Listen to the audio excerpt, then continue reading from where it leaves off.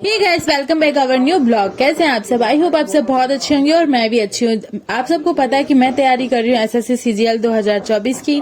तो इतना बड़ा टारगेट चुना है तो मेहनत तो करनी पड़ेगी, इसलिए मैं सुबह सुबह नहा धो के तैयार हो गई हूँ और अब जाऊंगी किचन में, फटाफट बनाऊंगी खाना और उसके बाद पढ़ने बैठ जाऊंगी। तो आज मैंने अपना सुबह सुबह खाना पीना बनाने के बाद बज गए थे 12 और ओम को स्कूल के लिए तैयार करना, क्योंकि ओम जाएगा स्कूल 21 दिनों बाद। यहाँ पे गुजरात में 21 दिनों के लिए स्कूल बंद हो जाता है दिवाली के टाइम। तो 21 दिन की छुट्टी के बाद ओम बहुत ज्यादा एक्साइटेड था स्कूल जाने के लिए और बहुत ज्यादा खुश है वो। उसको बहुत अच्छा लग रहा है कि मैं स्कूल जा रहा हूँ। और वो इतनी छुट्टियां दी थी, वो रोज पूछता था कि मम्मा स्कूल कब खुलेगा, कब मैं स्कूल जाऊंगा। मतलब वो बहुत ज्यादा मिस कर रहा था अपने स्कूल टाइम को। तो फाइनली 12:30 का स्कूल है, मैं उसको फटाफट तैयार कर दी और उसको अपने हाथ से शूज पहने थे तो उसने अपने हाथ से शूज पहने और देन वो स्कूल के लिए तैयार होके पहुंचा स्कूल। और उसके बाद मैं वापस आ गई किचन में। तो मेरे पास था आधा घंटा, मेरा खाना पीना तो हो ही गया था, सबने खाना खा लिया, मैंने भी खा लिया, बस धोने थे मुझे बर्तन। आधा घंटे में बर्तन धोऊंगी और उसके बाद करूंगी पढ़ाई। तो यहाँ पे किचन का काम भी बहुत ज्यादा होता है और उसके बाद मुझे अपनी पढ़ाई के लिए कम से कम पूरे दिन में 3 या 4 घंटे निकालने होते हैं और मुझे अपने हिसाब से अपना टाइम पूरा दिन का मैनेज करना होता है, तभी जाके मैं 3 से 4 घंटे ही मैनेज कर पाती हूँ अपनी पढ़ाई के लिए। तो मैं कभी भी अपनी पढ़ाई को ऐसे मिस नहीं करती हूँ। हाँ, बहुत जरूरी काम होता है तो वहां जाना पड़ता है, लेकिन कोशिश यही रहती है 100% कि हाँ मुझे अपना टाइम से काम करना है। देन मेरा जो टाइम टेबल है उसको पूरा मैं फॉलो करूँ तो और उसके बाद ही मैं अपना फॉलो कर लेती हूँ। वैसे कोशिश रहती तो मैं फॉलो भी कर लेती हूँ। तो आज मेरा काम खत्म हो गया फटाफट, 1 बजने ही वाला था। मैंने पूरा किचन के बर्तन हटाए, किचन साफ करी और पहुंच गई अपनी स्टडी रूम में, क्योंकि ये वाला टाइम मैं कभी मिस नहीं करती, 1 बजे वाला। और 1 बजे मैं बैठ गई अपने बुक्स लेके। आज यहाँ पे मैंने जल मंडल उठाया और मैंने सोचा ये वाला टॉपिक मैं पूरा खत्म कर दूंगी, क्योंकि भूगोल में भी काफी ऐसी चीजें हैं जिनके टॉपिक मुझे ऐसा लगता है कि मैंने काफी टाइम से पढ़े नहीं है। क्योंकि बाकी जैसे संविधान है, इतिहास है और भी कई चीजें हैं तो वो मैं पढ़ती रहती हूँ। तो मुझे लगा कि भूगोल को भी ज्यादा टाइम देना चाहिए और उसको भी अच्छे से रिवाइज करना चाहिए। तो मैंने आज उठा लिया भूगोल और भूगोल में 2-3 चैप्टर मैंने चूज कर लिए कि आज मुझे इनको फिनिश करना है। तो यहाँ पे मैं भूगोल लेके बैठी और कंटिन्यू उसकी स्टडी कर रही हूँ।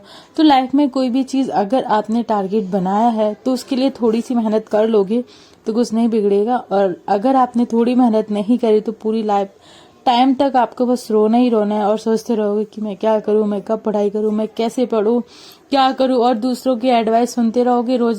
कोई बोलेगा ये करो, कोई बोलेगा वो करो।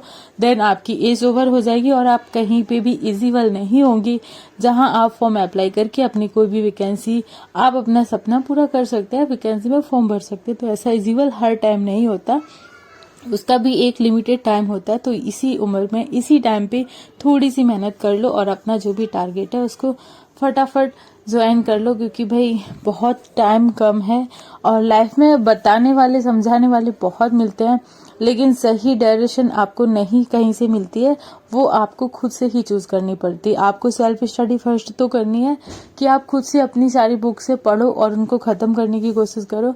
देन आप इतना ज्यादा मोटिवेटेड रहो कि आपको कोई भी काम है उसको आप, वैसे बहुत लेट हो जाता है कोई भी काम करने में, लेकिन अगर आप ज्यादा मोटिवेटेड हो कि आपको डिसाइड कर रखा आपने कि मुझे ये वाली बुक्स पढ़नी है, आज वो खत्म करनी है तो मुझे करनी है, तो वो आप तभी पॉसिबल होगा आपका जब आप मोटिवेटेड होगे। क्योंकि कहीं भी ऐसा होता है कि जैसे मैंने काम किया और मैं काम करते करते मम्मी जी आ गई तो मैं उनसे बातें करने लगी और बातों बातों में कब 1 के 2 हो जाते पता नहीं चलता, 2 के 3 कब बज जाएंगे नहीं पता चलता है, पूरा दिन निकल जाता है। किसी परिवार को लेके किसी की बात होने लगी, जैसे अभी मेरे घर में शादियां होने वाली हैं तो अभी शादियों में टाइम है, जनवरी में शादी है तो प्रॉपर अभी 2 महीने है, 20 जनवरी की शादी है, मतलब 1 महीना 20 दिन प्रॉपर है आज से देखा जाए तो।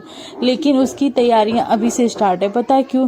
क्योंकि यहाँ से यूपी जाना होगा, गुजरात से यूपी जाना है, तो वहाँ के लिए मतलब कब कैसे कपड़े लेना है, क्या लेना है, बैग कौन से लेना है, ये कब करेंगे, वो कब करेंगे, टिकट कब लेना है, ये मतलब ये समझ लो शादी है 2 महीने बाद, लेकिन मेहनत आज से स्टार्ट है। तो मैंने तो अपना कैंसिल कर दिया। वैसे मेरे परिवार में ही शादी है, किसी सगे की है, लेकिन मैंने सोचा कि मैं नहीं जाऊंगी, अगर मैं जा रही हूँ तो मुझे प्रॉपर 10 दिन तो लगने वाले, इसलिए मैंने कर दिया कैंसिल।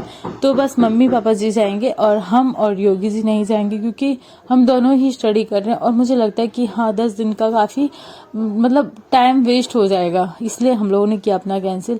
तो ये होता है कि अगर आपने मतलब कहीं पे भी आपने एक एक मिनट, एक एक टाइम, एक एक घंटा कहीं पे आपने दिया है, तो वो एक एक घंटा आपका कहाँ वेस्ट हो गया आपको नहीं पता चलेगा।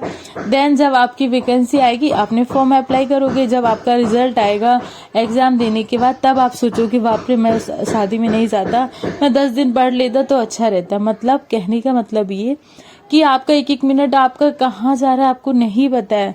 जब आपका फाइनल रिजल्ट आएगा ना, जब आपकी एज ओवर हो जाएगी ना, तब बैठ के पछताओगे और रोते रह जाओगे और सोचते रह जाओगे काश मैं उस टाइम थोड़ी सी मेहनत कर लेता।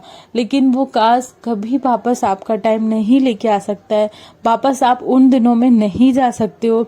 जो टाइम है आज है, अभी का है, अभी के लिए, तो इसको अभी यूज करो, बाद में क्यों। मतलब एक हमारी उम्र होती है कि हम बीए और जो कर रहे होते हैं, मतलब हम ग्रेजुएशन कर रहे होते हैं, तो उस टाइम हमारे पास बहुत अच्छा और प्रॉपर टाइम होता है कि हम ग्रेजुएशन के साथ साथ अपनी स्टडी कर लें।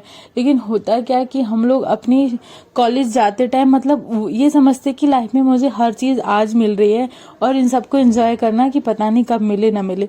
ये बात बिल्कुल सही है कि आपकी जो ग्रेजुएशन वाली लाइफ है और पोस्ट ग्रेजुएशन वाली जो लाइफ है, मतलब फ्री टाइम है, आप घर में हो, मायके में हो, मतलब लड़की है तो, और लड़का है तो भी मतलब जैसे वो 12th ग्रेजुएशन कर रहा है तो 12th तक तो थोड़ा सा प्रेशर रहता है, 10th में भी प्रेशर रहता है, 12th में भी प्रेशर रहता है कि आपको अच्छे मार्क्स लाने, इसलिए मेहनत करते हैं पढ़ाई के लिए। लेकिन जब हम ग्रेजुएशन करते हैं तो ग्रेजुएशन में होता है कि हम आराम से फ्री हो जाते हैं। मतलब मुझे पढ़ाई का भी बिल्कुल, मुझे क्या, हर एक बंदी को ये होता है कि हाँ उसको प्रेशर नहीं रहता है कि उसको इतने मार्क्स लेके आने, उसको पास होना ही है, ऐसा कुछ नहीं होता। बस वो कॉलेज मतलब अपना कॉलेज कर रहे हैं और आराम से एंजॉय कर रहे हैं, डेली जा रहे हैं कॉलेज, मस्त तैयार व्यार होके और आराम से घूम फिर के आ जा रहे हैं। तो सबसे बड़ी जिंदगी की जो मतलब और काफी लोग अफेयर के चक्कर में पड़ जाते, तो ठीक है, वो उम्र पे जो लोग अगर नहीं पढ़े तो सच में वो पूरी लाइफ में कुछ नहीं कर पाते।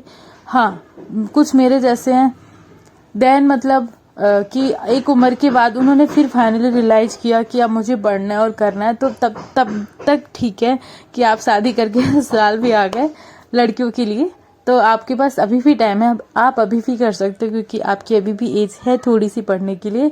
तो आज ही पढ़ लो, आपके पास 2-3 साल और मिल जाते हैं ग्रेजुएशन के बाद। मतलब आप जब तक 26, 27, 28, 30 तक हो रहे हैं तब तक आपके पास टाइम है।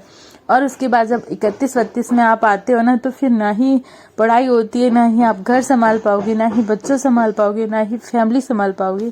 तो भाई उम्र तो जो थी वो निकल गई। उम्र तो वही होती है जो 21-22 से लेके 25-26 तक होती है।